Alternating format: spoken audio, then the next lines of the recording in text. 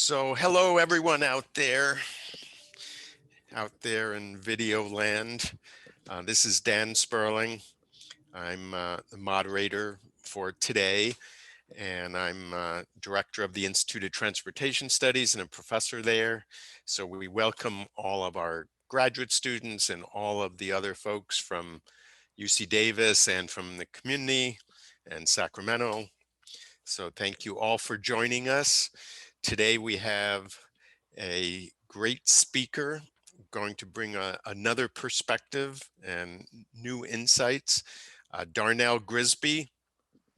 He is the executive director of Transform, which is an NGO dealing with transportation and land use in California.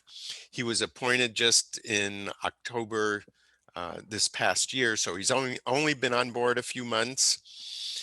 But before that, he worked for 9 years as head of policy at the American Public Transportation Association. So that's the trade association for all the transit operators in the US.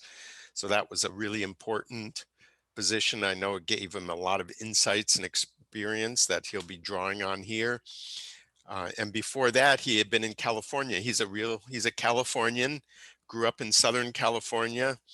He worked at the California legislature for a while. He worked for an NGO earlier, a think tank called Reconnecting America that was dealing with smart growth.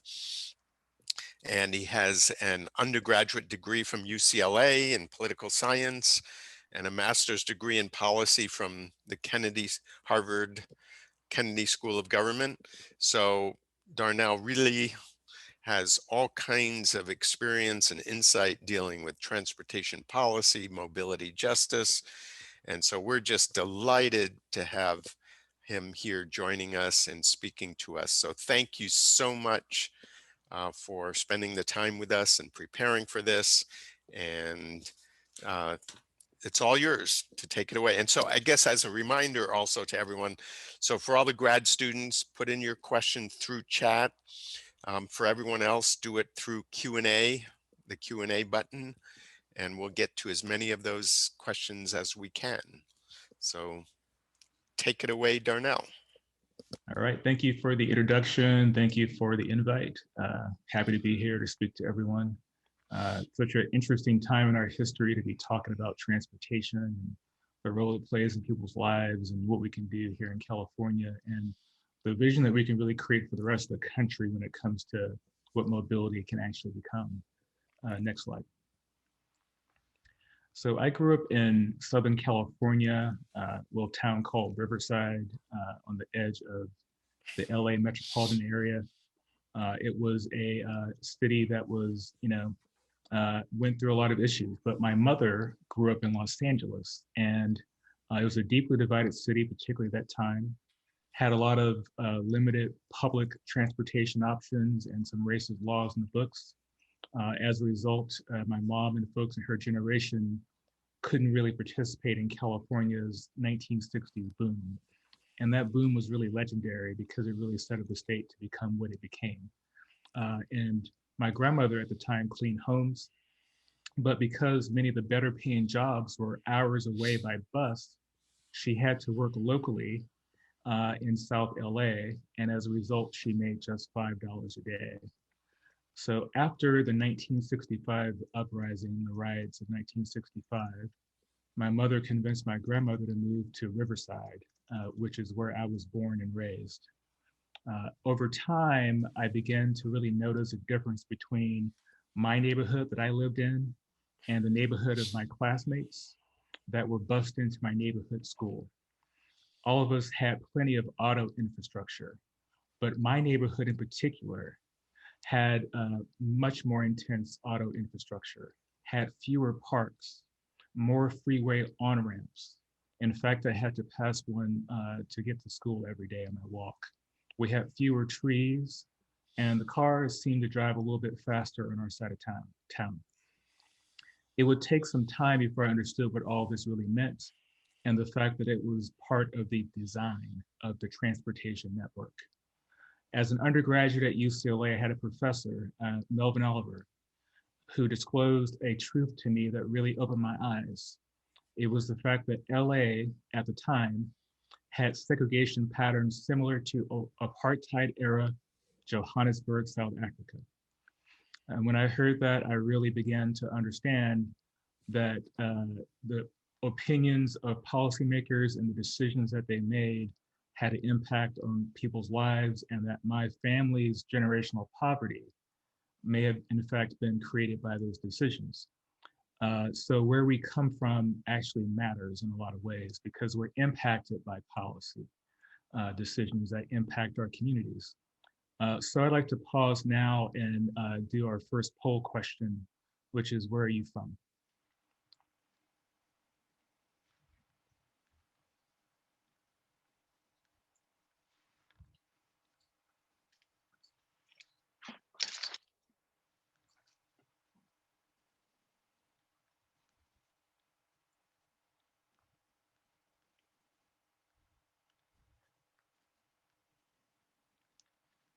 So I immediately began to view the issue as both a planning and a political one. I learned that there are solutions to many problems that were not at scale to create change, and that the political inertia and power were the actual reasons why those policy solutions were not brought to scale. So I decided to go on to Sacramento after graduation and ended up working in the legislature actually twice in my career, before and after my graduate school tenure at Harvard's Kennedy School of Government. After some time as a lobbyist where I tried my best to understand the power influence that impacts our politics in our state, I moved on to Washington. And as was mentioned, I worked for the major industry association representing transportation in the United States. I gained a deep policy knowledge as director of policy on the politics, policy, and culture, all of which are relevant to the question of public transportation in the United States. Despite all of this, I rarely talked about why I began this work in the first place, how my own lived experience was relevant to policy, nor did I discuss how better transportation policy could actually help shape our democracy and save it. And that all changed last year. Next slide. So really, I think this slide still needs to advance. I'll wait for that. There we go. So part of what happened last year was really a contestation on this question of who creates knowledge, who is knowledgeable. And for me, that was an eye-opening situation because it addressed that we could actually feel like we could contribute. Still on this previous slide. Go back one.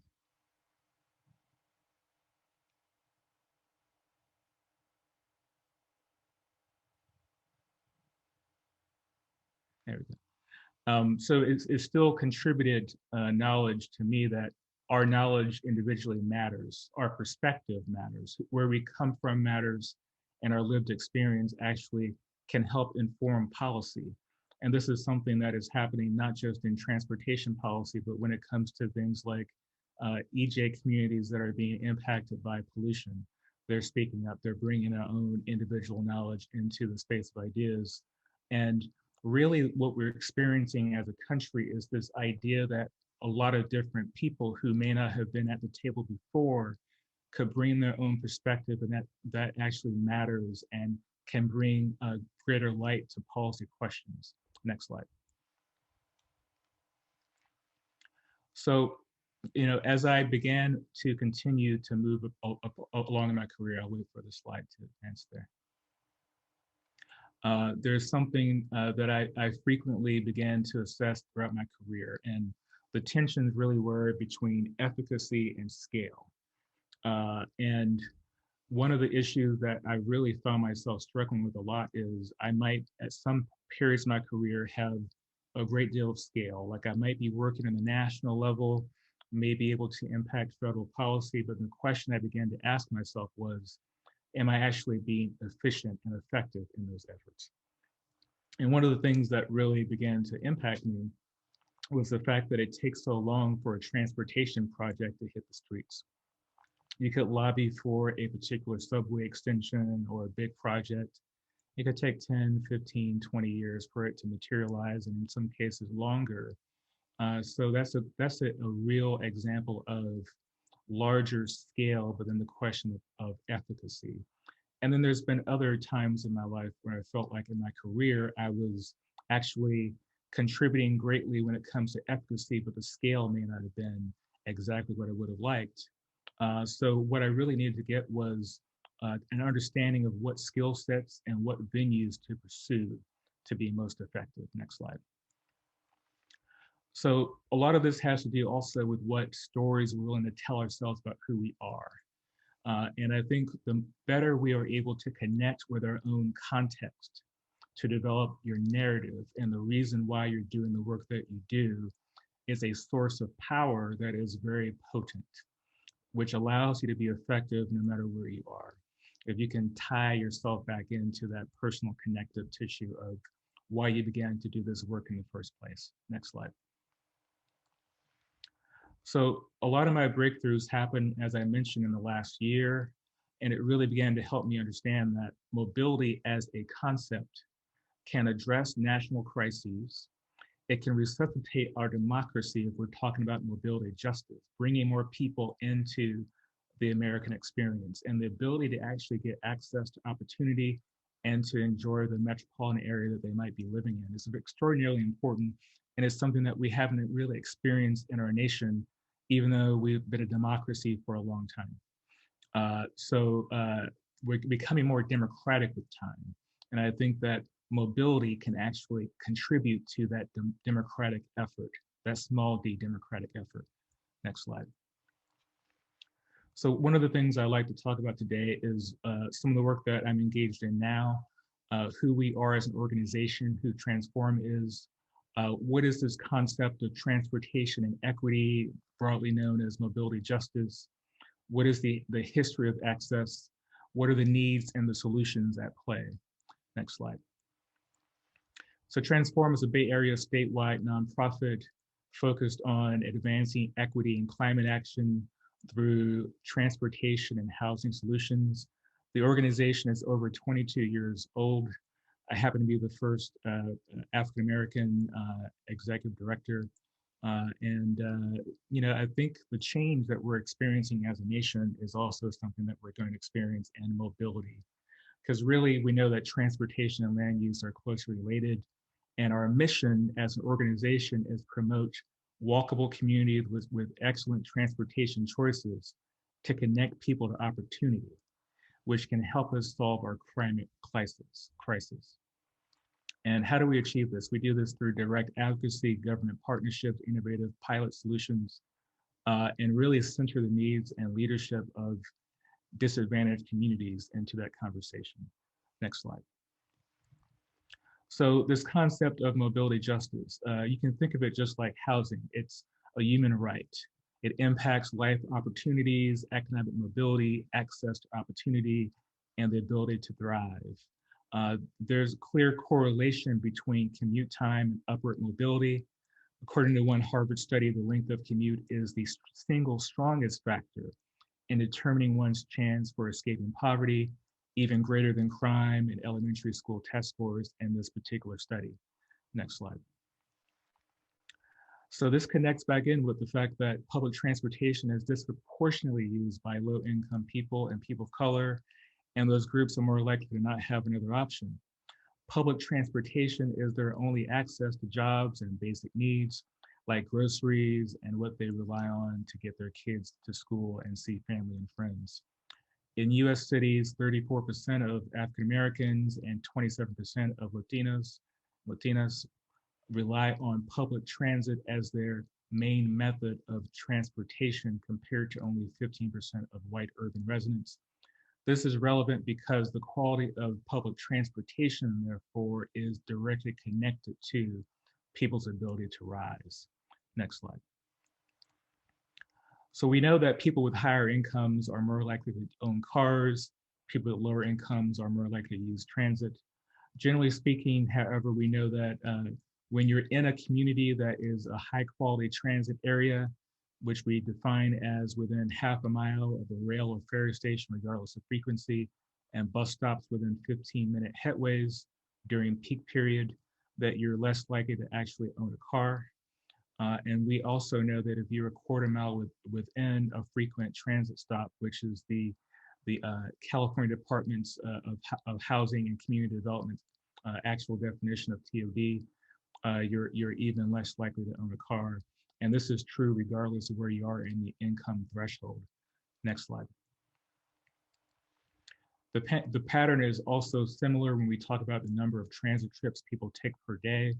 People who live in a TOD area or a high quality transit area are much more likely to actually have more transit trips per day than not.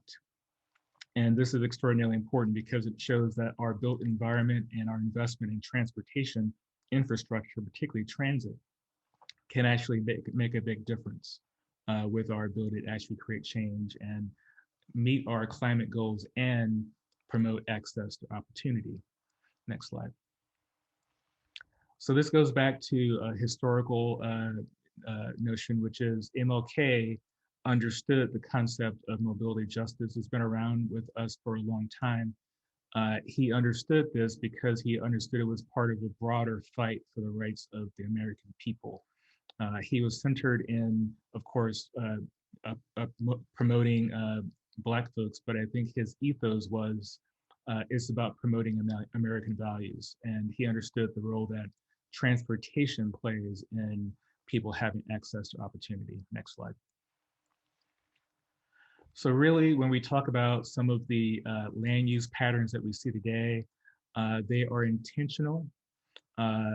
Investments were made, billions of dollars, actually more than billions of dollars were invested in this through government interventions in the marketplace to create our built environment that we know of today. And in fact, we saw this interesting juxtaposition between the use of federal dollars to clear certain neighborhoods out of undesirables. And next slide. You can actually see this when you look at some maps of American cities. There's this thing we call redlining, and redlining was an actual attempt to make sure that the loans and credit was only available to certain borrowers based on location, which was directly tied to race. The Federal Housing Authority drew up maps to determine where loans should be given, and they actually shut out Black people and other communities of color from receiving those funds. A lot of those funds were also tied to freeway funds, funds for expansion of the interstate highway system, and they were used to actually clear communities out of undesirable people, which unfortunately at that time was heavily tied to race. In fact, you can actually find that if you Google Negro removal, Fillmore District, you'll see there's actually official documentation of this effort in San Francisco, right here in the state of California, that was known and was actually spoken about. These discriminatory land use patterns have led to systemic overinvestment in highways and underinvestment in public transportation, and a sustained land use system that continues to this very day. Next slide. Now, of course, we have a renewed interest in city centers without providing sufficient protections for those who are still in communities to make sure they're not displaced. That has led to breaking up low-income communities and communities of color. Once again, ironically, many are forced to travel on the same freeways that broke up communities 60 years ago. Suburbanization of poverty is pushing people away from communities where there's actually the best transit infrastructure, the best opportunities to have access to opportunity. And that is something that's going to have deleterious impacts on our economic growth going forward. Next slide. Another way to graphically represent this, or at least on a map, is to say that people are getting priced out of areas that are high opportunity. Those areas that are in dark purple are areas that are experiencing significant displacement. And those areas happen to also correlate with where some of the best transit infrastructure exists in the entire state of California. And we know that this has a deleterious impact on people's ability to rise. Next slide. Part of this is because we know that it's expensive to actually own a car. There's a lot of hidden costs. It costs over $9,000 a year to own, operate, and maintain a car per year. And this is important because even though 60% of transit trips are taken by people of color, as people are getting priced out of communities that have the best access to that, they're being forced to buy cars. One of the ways people can actually afford to buy a car is through subprime auto loans, which are not affordable in the long term. They can create a lot of debt and mess up people's credit, which makes it even more difficult for people to rise. So let's do our next poll question, solutions to mobility.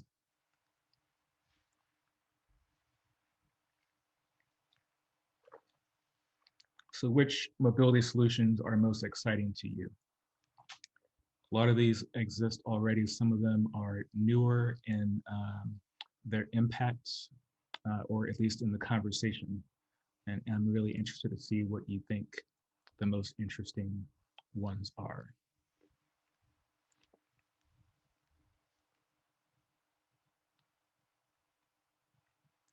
Next slide. So we know that transportation accounts for 47% of greenhouse gas emissions in the state.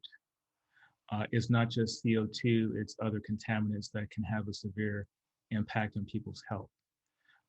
As we talked about, freeway placement and some of the housing and land use decisions that have been made are putting people directly at risk. Low income and communities of color experience a disproportionately large share of impact from pollution, especially from cars and highways. Other challenges that these communities face include a lack of access to healthcare, and these pre-existing conditions can make the impacts from pollution exposure even worse, including heart and lung disease, cancer, and now COVID. So the poll numbers are in, the majority are supporting very eco-friendly solutions. That is nice to see. We can talk more about that in a second. Frontline EJ communities stand to face the most severe impacts and have the fewest resources to combat them. Next slide. So there are a couple of newer refresh tools that we just pulled on that have some efficacy in this new mobility landscape and can be utilized if properly regulated and constrained to promote racial social equity in our country and our state. AVs, if used properly, actually can in fact promote equity, particularly if they're used in the frame of what I think it was Robin Chase, she termed the phrase phase, fleets of automated vehicles that are electric and shared.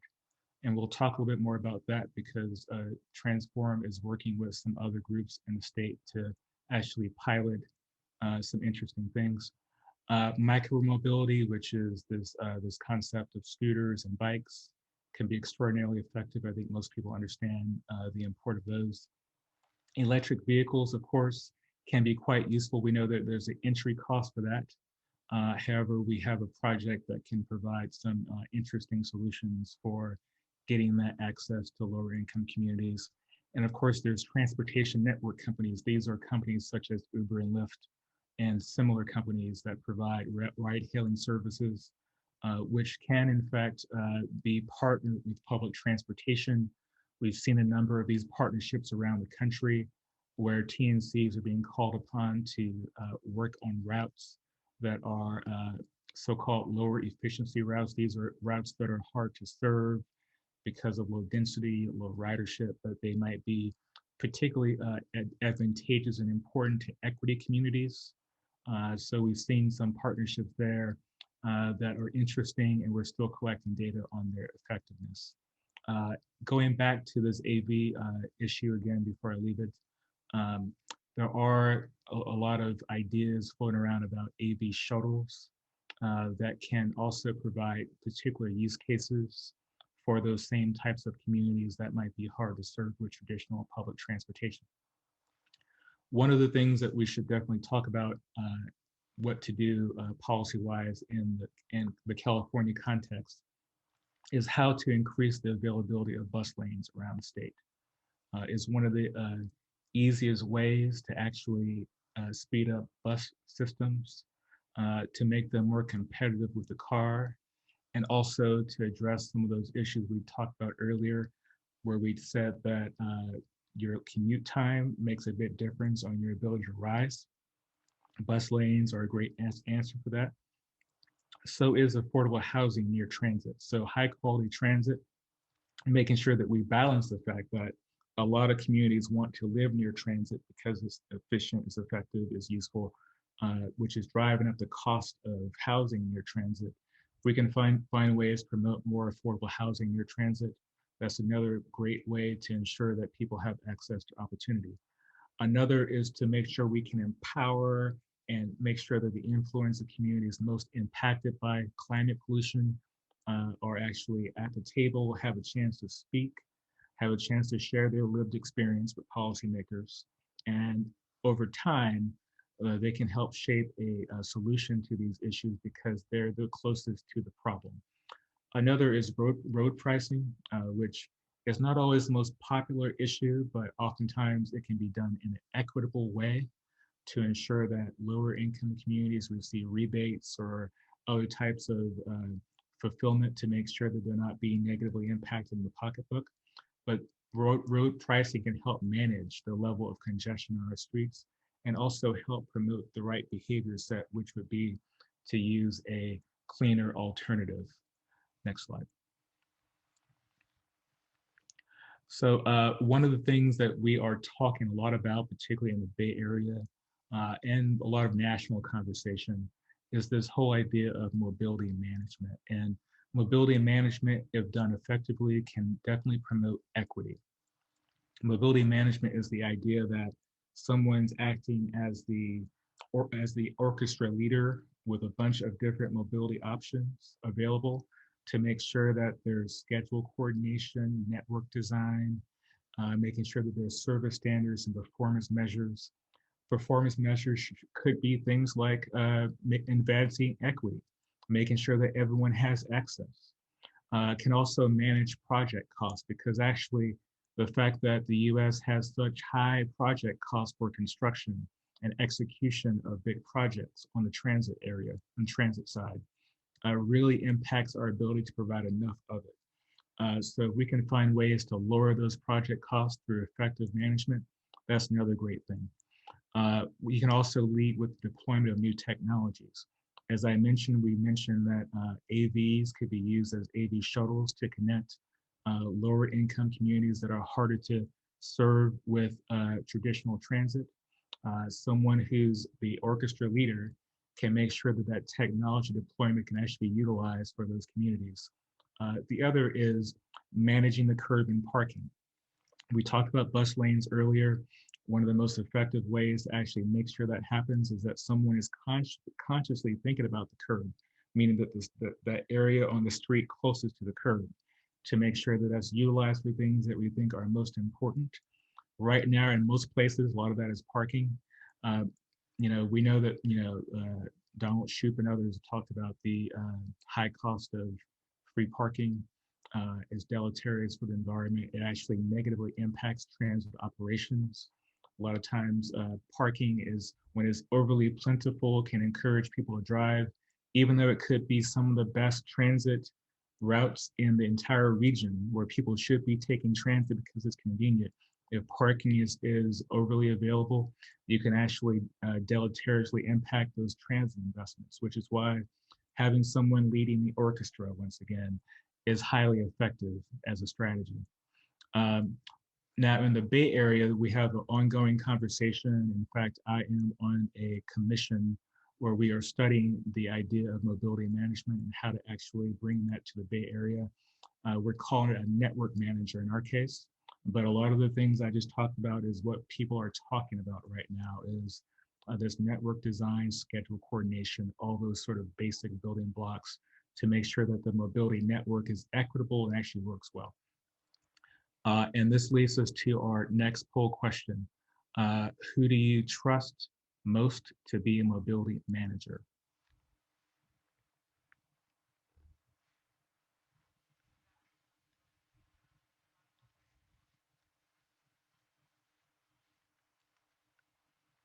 So yes, this whole concept of mobility management is very key because we can do this effectively and think about the entire community. We can really have really good outcomes for folks. But who manages it actually does matter. And at this point, in a lot of different communities, it could be different folks. It's not clear about who that will be in every community because some communities may choose one end of the spectrum and others might choose another. And I'll pause for a second.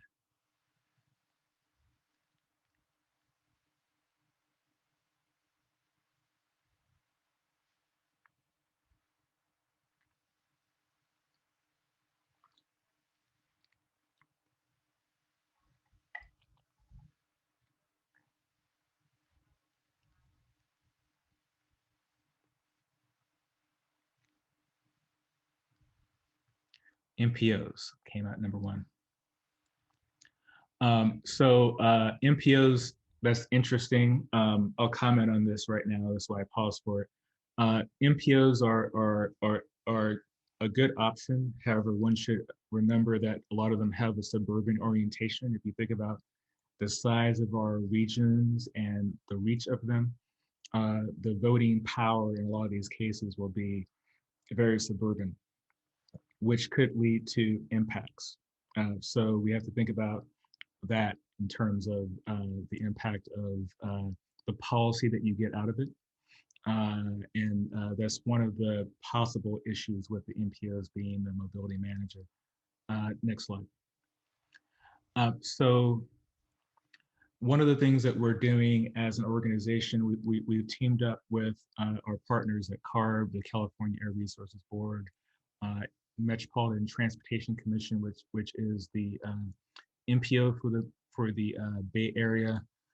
We are designing and implementing 3 mobility hubs at affordable housing developments in the Bay region. The mobility hubs will include electric charging stations and an EV car sharing program, along with a mix of additional mobility options based on surveying of residents' needs. The project team completed a comprehensive needs assessment consisting of surveys, focus groups, and interviews to ensure that the program addresses the unique needs of residents. I bring this up because this is one of those issues that a lot of the mobility managers, as they begin to pop up around the country and around our state, could potentially spearhead, much like ours did. This idea of bringing new technologies to communities that oftentimes will not get them in a timely fashion to ensure that they're not being left behind in the electrification and decarbonization effort, to make sure that those communities have access to these new technologies and in a way that allows them to be most powerful in their ability to get around the community because we're polling them about what they actually need. It's one of the beautiful things happening in the state right now. I would say after spending a great deal of time on the national level, it's great to come back home and see projects like this that are happening. And it talks a lot about our ethos as a state. California, in a lot of ways, has had some difficult times in the past when it comes to issues of equity. But I think the ethos these days is great, and the possibility is absolutely phenomenal for us to be a national leader on these questions. Next slide. And I'll pause there for questions. Thank you. Thank you so much, Darnell. That was a great tour of the challenges that we in transportation face. So I have all kinds of questions, but let me turn it over. Sarah um, had a good question here. Do you want to ask that live or should I?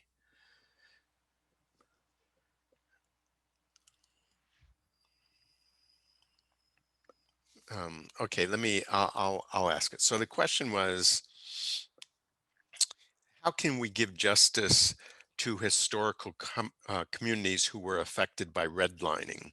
I mean, I think the broader question is that, there have been some horrendous things that have been done in the name of, we'll call it efficiency, building freeways through communities. And and so here we are, and we've underinvested in transit, but here we are today with what we have today. What are, and I guess we'll start with broad brush. You have any broad brush solutions that you're particularly enthusiastic about? You kind of covered a lot of them, but I think it'd be good for you to articulate them. Yeah, definitely. I think creating a ecosystem that allows the average person in some large subsection of the state. This cannot happen everywhere, so we have to be reasonable in our expectation. Where transit can be the backbone of a multimodal lifestyle. So we can replicate the ability to just go for your car keys for every trip that we've become so used to, because that's the pinnacle of freedom, right? In the American context is, and I think in the historical California context, because we definitely did freeways really well, right? um, you know, if we can replicate that ability, there's just grab your cars and go anywhere, anytime, with an ecosystem that transit is a backbone of, but that includes things like bike share and TNCs where appropriate, and where appropriate AVs that are electric and shared, so that people have this sort of network of opportunities to not think about how to travel, or at least have the minimal level of thought around it. That is A, going to promote equity. B, is going to promote greater use by more people, which means the programs that started will be protected politically. Because we have this little nagging thing in the US where if it's just poor people in a program, those programs always end up getting cut, or they don't end up being the best in the end because they don't get the support over the long term. So those universal programs like Social Security, where we all feel like we get something out of it, those are the ones that end up getting protected. So how do we create something politically durable like that, where a lot of different types of people benefit, and therefore that program is protected politically, so that something like transit becomes a backbone because it's really good and you can use other things with it to get around, and therefore people are willing to pay for it going forward, is going to be really important. Yeah. We gave kind of the wrong instructions. The students know this, but we want to favor, and uh, we want to favor the students in asking questions first. So just so I know that you're, just to distinguish, so the students can put their questions in chat. I'll know you're a student, and then I'll do those first before I get to the other questions. Um, Meanwhile, there's another good question here. Comes from Wes Slum, who used to work at Caltrans. And he asks, he, this goes back to leading the orchestra. I like that imagery that you used. And, he points out that mobility managers might be, as he said, might be best at an MPO since they represent a region where others don't. And, in California, MPOs do have more authority and more capacity than in most of the country. So, the MPO story is a little different in California, not totally. So I guess, and I'm very curious about your response to this also, because, a lot of the transit operators in the local cities don't really have the capacity um, to be the mobility managers, with some notable exceptions. So talk about this mobility managing, like maybe talk about it for the Bay Area. I think a lot of the folks here are familiar with MTC and the Bay Area. So Yeah, that's part of the debate that we're having. Who should be the holder of the keys, if you will, the mobility manager? Should it be some subset or connection to MTC? Should it be some regional master transit agency, which is an interesting concept because we know that transit agencies have unique abilities, which MPO staff are great, but they're not necessarily transit operators. And so that's, to me, that's the crux of the debate. Who ends up being lead on it? For me, as I think about it, and I haven't come down on any particular side on this question yet, so I'm still engaging with stakeholders to learn more. But I think my key concern is if you look at the map of MTC, it includes a very wide region, including counties that are not nearly as urbanized as the core regions that have the most transit. So then the question becomes, what kind of political decisions does the network manager or the mobility manager end up making that represents those suburbanized politics? And what types of power do lower income people have in those communities to make their voices heard to those local officials in the suburbs? Those are some concerns that I have about the MPO as mobility manager framework. But when it comes to like, does it make sense in a existing jurisdictional way? Does it look neat on a map? Those are all absolutely, it might be the easiest pathway to get something that makes sense to people, but it may end up providing a reinforcement of some of the conditions that we've seen. And if you look at, and I sort of think about this when I think about how America has invested in new transit systems, because BART and DC's Metro and Miami system and Atlanta all came on around the same time, which was when people were leaving cities. So if you look at the maps of the rail systems, they clearly are meant to bring people and workers into the core central area, not necessarily help people get transverse around this core central area. They're essentially a suburbanized system, which some people joke and say it's really nice commuter rail, which I think might be extreme, but sometimes when we make a joke like that, it shows the reality of it. When I lived in DC, Metro was really good for getting from Virginia or Maryland into central DC. It wasn't good for getting from DuPont Circle, which is a neighborhood in DC, to, let's say, the U Street corridor. You could get there, but you're taking a long trip. It's not a direct trip because it wasn't meant for you. And I think some of those same conditions exist in systems created around the same time, which shows the power of that suburbanized political structure, which I think would get replicated in a mobility management system that's led by MPO. That's what I kind of view as a problem. Yeah, I'm sure you know this, but in LA, there was this lawsuit quite, I guess, 15 years ago or so by the bus riders because they said that money was all going into these rail lines which were serving the suburban commuters, and they were underfunding buses. Maybe you want to relate that because it seems very relevant to what you're talking about.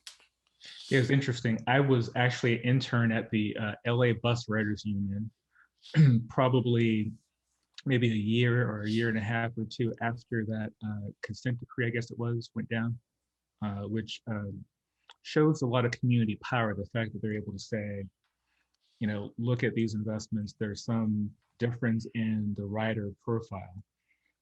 And as a result, we think that people who are taking buses that has a rider profile that is made up more of people of color than the rider profile of the rail system, which is a lot more white and a lot more of those commuters coming into the central core. It was a relevant argument, I thought. However, having worked there at the bus riders union. I thought that, you know, the objectives may have not been as clear as it should have been, meaning that like once the LA metro system is built out the way they were building it, eventually over time the delta would close. However, the delta exists in a lot of cities, partially because of what I just described, is the way that the system was designed, right? And it's also the cost of riding, because in a lot of places, riding the rail system is a lot more expensive than riding the bus per trip. So you're going to get a different rider profile as a result. Uh, but in the case of LA, I think it's interesting because it goes back to, look at LA County, look at where the pockets of power are in LA County politically, or at least historically where it's been. And if you see that the gold line goes way out to the eastern fringes of LA County, which are relatively low density, whereas some of the core central areas of the community, let's say West Hollywood, uh, let's say other parts of the West Side, are just now getting into that conversation of getting a rail system. It's under construction under Wilshire to go to the West Side. West Hollywood, I think, is planned out for 2040 or something like that.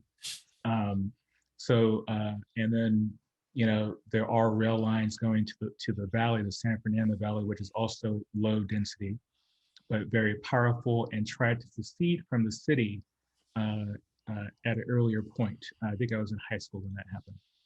There's a whole movement to secede because they felt like they weren't getting the resources. And so it goes back to showing the power of suburban areas to get what they want, which might be deleterious to the core areas. And how do you balance that political power through political representation?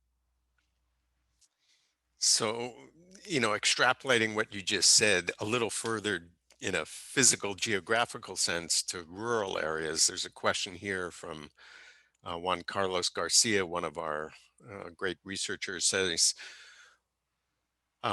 what are some of the solutions that can be extrapolated to address the unique transportation challenges in rural disadvantaged communities?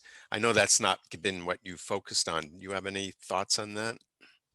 Yeah, it's not really my focus area, but I think in California, there are urban hubs even in the rural areas. So, there's places like Merced and Fresno and Bakersfield that, those surrounding communities depend upon.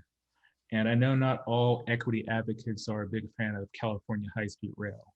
Um, but I think the concept of high-speed rail could be effective in at least buttressing the economic power of those more rural serving urban areas like Bakersfield, like Fresno, to build up their economic power, particularly if we can't get control of our housing costs along the coast. And let's say high-speed rail does happen, then you can actually have veteran communities in Merced and other places that are serving wealthier areas where the jobs are, where people can't afford to live anymore.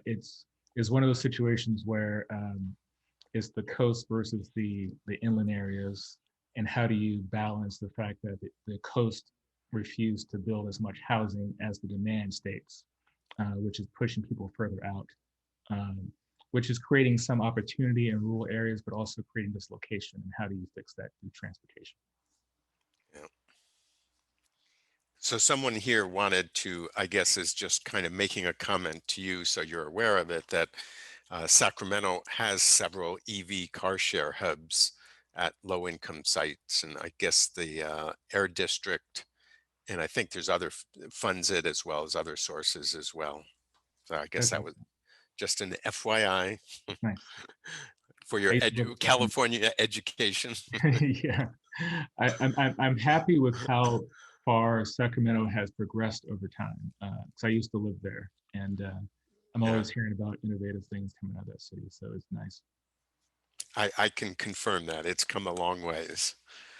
Um, Narasima Rao asks basically about electric mobility options and how can they be, what are some ideas you have on how they can really be used to, help people of color and disadvantaged communities?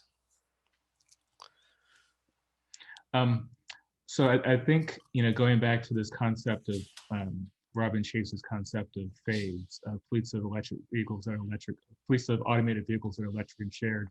I think we need to begin the acclimation right now to making those more available in more places to the degree that we can, even if it needs to be subsidized, so that people can, look at a map and say, oh, there's plenty of this around me. Maybe I don't need to drive. Maybe I don't. I can defer buying a car. So I'm deferring buying a car because I didn't have one in DC. I live in Oakland, and there's plenty of these car sharing programs in my area. You can start to electrify those, subsidize those, promote that availability to people. The other is, electrifying the transit fleet, which I know there's some controversy amongst some transit operators because they would say the technology is not quite there. However, we know that through mandates and through the availability of additional dollars to purchase, that over time you can see markets change and the technology will improve. So I think we should continue down that pathway, even though, you know, to some degree the technology is not quite there. I think it will get there in time if we continue to make those investments and mandate the usage. Yeah, I think part of the question also was asking about your micro mobility options because they're either electric or they're human powered. So we'll call them zero emission options rather than electric mobility. And I would note that you're in Davis, and at UC Davis we have Robin Chase is a good friend and colleague of ours. We have a program called the Three Revolutions, and which is basically the same thing as what she called FAVE. And so we have a lot of effort, research, and outreach and engagement going on. How do we connect up electrification with shared vehicles and in the future automated vehicles in a way that really is sustainable? So Okay, that's that excellent. was a FYI. We'll be talking to you more about that. Excellent. Um, okay, another question is about road pricing. So a lot of people say that it's regressive. You know, you made the point, and I was happy to hear it, that it doesn't have to be. Maybe you could elaborate on that a little bit, how road pricing could be a good solution for equity as well as congestion. Definitely. It's all about the notion of rebates, which Transform wrote a paper on. You can find it on our website. About equitable congestion pricing is what we call it. And rebates are part of the story, getting money back to people who are lower income. And then the other is, of course, what do you do with the revenue stream created by the congestion pricing? And when you use that revenue for these alternatives to driving, which can benefit lower income communities, such as more public transportation, it could be a very effective way to make sure that even though we are encouraging people not to drive, is not punitive because there's actually other options. So that's one of the key things there is to use the revenue stream to ensure that there are other options so that people don't feel so put upon by that charge.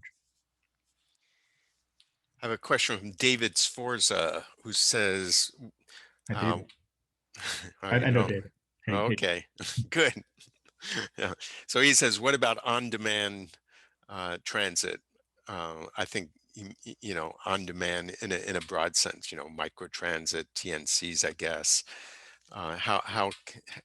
What role do you see that with respect to public transportation defined broadly?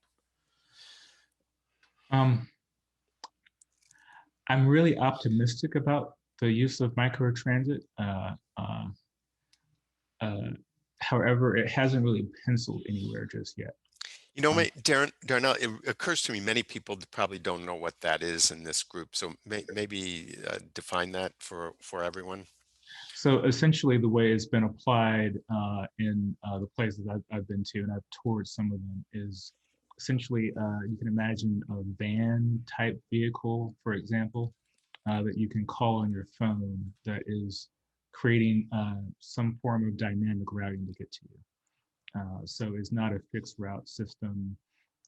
Oftentimes, it's a system that you can actually call on your phone and arrive to you.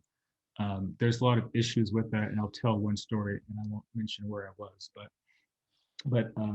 to their uh, to give them the accolades that they will talk about their failure with great openness. I was invited to one community, and they had been a pioneer in trying to do the micro transit. And the issue that they had was that it got very low usage. And the other is, since it's a public agency, a lot of times folks would use, high cost labor. So when I was there, I actually asked the driver, so how often are you getting called to make these trips? And they said, oh, we usually sit around a couple hours and just sort of wait for a call. We don't get very many. So, one of the issues is the efficiency of it. Even though a big bus that is not full seems inefficient, uh, there's still a great deal of power in a fixed uh, bus system that may not get the ridership that it needs to get. It's still more efficient than a bunch of minivans floating around waiting for a call. And I know there's different opinions on this, but I sort of fall on the side of, what's the name of the gentleman that wrote, I think it's Pedestrian Observations. Do you remember the name of that author? Pedestrian, I forget his name. Some people can consider him a curmudgeon, but I sort of agree with him. We need to stick to the fundamentals, things that we know that work, and sort of build from there. And we can experiment, but I think it's a little bit too early to say that micro transit is going to be a panacea, even though people do hate seeing an empty bus. Using a smaller vehicle and using new technologies are not necessarily going to be the answer to the problem of efficiency from a cost perspective. Yeah. So here's a question from Angela. She has I think she's looking for help for it from you. She says, who are the main, this is very practical, who are the main players of the mobility hub? Who do you approach first about beginning one? City housing, apartment complex, city council, Oh gosh, transportation planner? yeah, this all happened before my arrival. Um, it was all the above. Matter of fact, I think I was signing some stuff yesterday. As housing developers, we have a partnership with CARB, we have a partnership with our local NPO, we have a partnership with the housing development places, and when we also are getting the electric vehicle charging, that's another company. When we're getting the electric vehicle actual cars, that's another company. So it can be relatively complex. It's a complex project. But then again, I think is a highly effective one, or at least it has potential to be. And it's pretty exciting from the standpoint of getting access to the lowest income amongst us to these new forms of technology. Is pretty cool. Okay, I think this will be the last question unless we get any others come in, but this is a really good one. I'm interested in the answer too. What's your hot take on the this is from Michael Gaunt. What is your hot take on the new administration in DC and the US Department of Transportation? Wow. I'm a skeptical person because I've seen a lot of things go down badly when people intend to do well, but I've been impressed so far. Um, there's a level of boldness there, which I think the times require. And it's hearing Secretary Buttigieg talk about mobility justice and actually use the phrase, seem to know what the phrase is, talks about ways to actually positively get there, has been engaging with groups around the country. Um, Impressive. I remember, I think it was back in December, we met with the transition team, and I was just blown away with the fact that, I knew quite a few of them as being real thought leaders. in their own right, and the administration had the good sense to bring them along. They made good appointments since then. Folks who are highly knowledgeable and pioneers in transportation have been brought in. I'm really excited. My fear is Congress, you know. But I think when it comes to policy, the administration is perfect. When it comes to boldness, I think they're there. They just need to have a partner in Congress, and I hope that we can keep, even if there's a slim majority of folks on the right side of history, we can do that. Well, thank you so much. Yes, that we have to be hopeful, right? Optimistic, and it's certainly, I think, certainly from in terms of equity, environment, and a lot of other perspectives, it's pretty exciting what we're seeing in Washington. So, I know you've been feeling a little under the weather, Darnell, so we especially appreciate that you made this effort to join us, to talk with us. And I'm sure people are going to want to follow up with you on some of these ideas. And so Transform has been a collaborator with us at ITS Davis.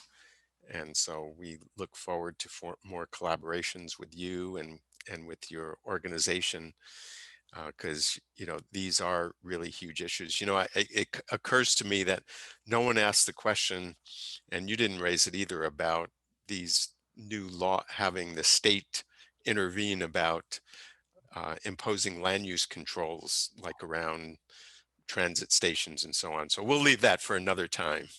Uh, but there's there's so much that you're doing, at Transform, and there's so many big challenges for transportation going forward, and it's so exciting because we now have people in place, that are enthusiastic about addressing it. There's a bigger dialogue about equity, mobility justice. Let me ask you one thing about that. You use the word mobility justice. Let's use this to close it up. So, okay, I've heard mobility justice, transportation justice, social justice, environmental justice. Like, where do you come down on all? So just so we can get our language here. um, I'm not a stickler on it, to be honest. And sometimes I use the terms, at least transportation equity and mobility justice, sort of interchangeably. I think it's in the same neighborhood. I think, I don't use the term transit equity as much because I think there's a wider ecosystem out there that we need to include in our analysis and our framing.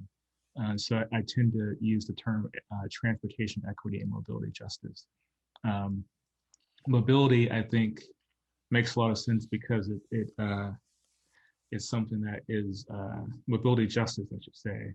I like the terminology because it has justice in it, and it connects us to the larger movement for justice, which I think is critical to maintaining our democracy. And that's why I think, when we talk about what does it take to make every American have access to opportunity, to feel tied to the American dream, so that they can be productive, creative citizens, right?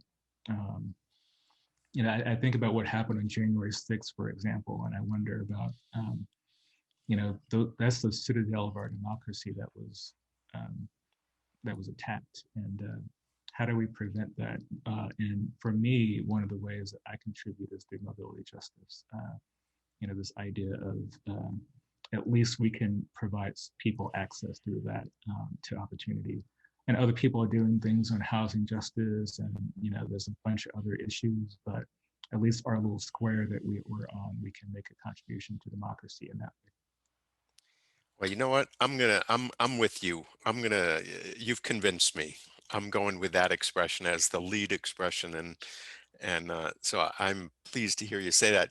And I'll just to editorialize just a little bit more is, environmental justice is, at least for those of us in transportation, is too narrow a concept. And what we've seen in California through the AB 617 program that a lot of people know about, is that it's been focused on pieces of it, but this whole idea of mobility justice has not played a very big role, even though I tend to think it should be right up there at the top. And it's the right, so I think substantively it's the right concept, and I think in terms of messaging it's right too, because transportation justice, it's so clunky. What I've learned being in the policy world is you got to make it a little more catchy, and that's why a lot of us cringe in the research world. We cringe with the use of the word mobility because it's really accessibility that we want. But you talk about accessibility, who knows what you're talking about? You talk about transportation, that's kind of clunky. So I think you nailed it. Mobility justice. That's it. So thank you so much, Thank and you. we'll look forward to you. And I think actually, I was told if we can unmute everyone, everyone can applaud and thank you. I don't know if that can. So everyone unmute yourself and let's give a hand to Darnell. Thanks, Darnell. Thank you. Thank you. Thank you.